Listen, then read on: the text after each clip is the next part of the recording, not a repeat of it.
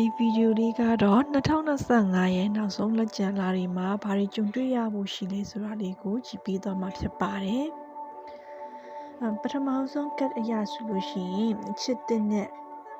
စတင်ဖို့ရှိတယ်အချစ်သစ္စာလာမှာ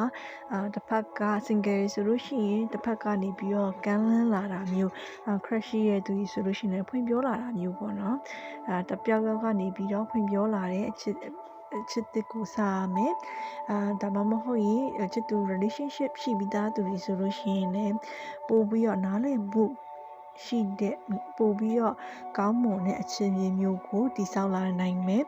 အထင်မြင်လွဲမှားတာရှိရဆိုလို့ရှိရင်တယောက်နဲ့တယောက်ပြန်ပြီးတော့ညှိနှိုင်းလို့ရပြီးတော့အပေးယူမျှတဲ့ဆက်ဆံရေးမျိုးကိုတည်ဆောက်လာနိုင်ပါလိမ့်မယ်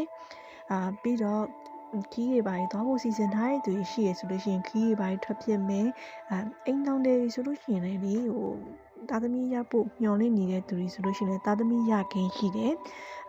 တားယောက်ျားလေးရခင်းရှိရပေါ့နော်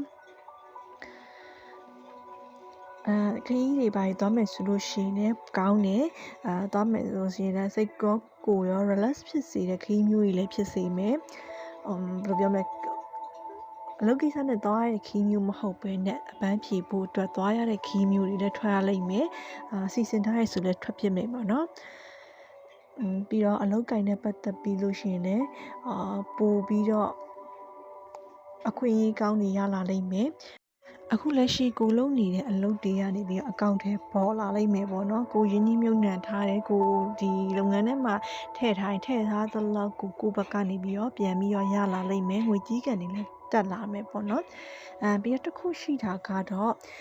ကို့မှာအခုအခွင့်အရေးတွေဒီနောက်ဆုံးလမှာအခွင့်အရေးရွေးချယ်စရာအခွင့်အရေးတွေပေါ်လာလိမ့်မယ်အဲ့ဒီအခွင့်အရေးတွေထဲမှာရွေးချယ်မှုတွေမှားတတ်တယ်ဆုံးဖြတ်ချက်ချတာတွေမှားတတ်တယ်အဲ့ဒါလေးရောတတိထားဖို့လိုအပ်တယ်ကောင်းတဲ့အခွင့်အရေးတွေရောမကောင်းတဲ့အရာတွေရောအကုန်လုံးပါနေတဲ့နှစ်ကူးလက်ဆောင်လိုမျိုးအခွင့်အရေးမျိုးရလာလိမ့်မယ်အဲ့ဒီအခွင့်အရေးတွေမှာကိုယ့်ဘက်ကနေတေချာစဉ်းစားဆုံးဖြတ်ပြီးတော့တေချာချိန်ဆပြီးတော့အရန်လောဘမကြီးပဲနဲ့ရွေးချယ်တင်တယ်ပေါ့နော်အဲဆိုရွေးချယ်မှုတွေမှားတတ်တယ်ဆိုတဲ့ဟာမျိုးလေးတွေလည်းတွေ့ရပါတယ်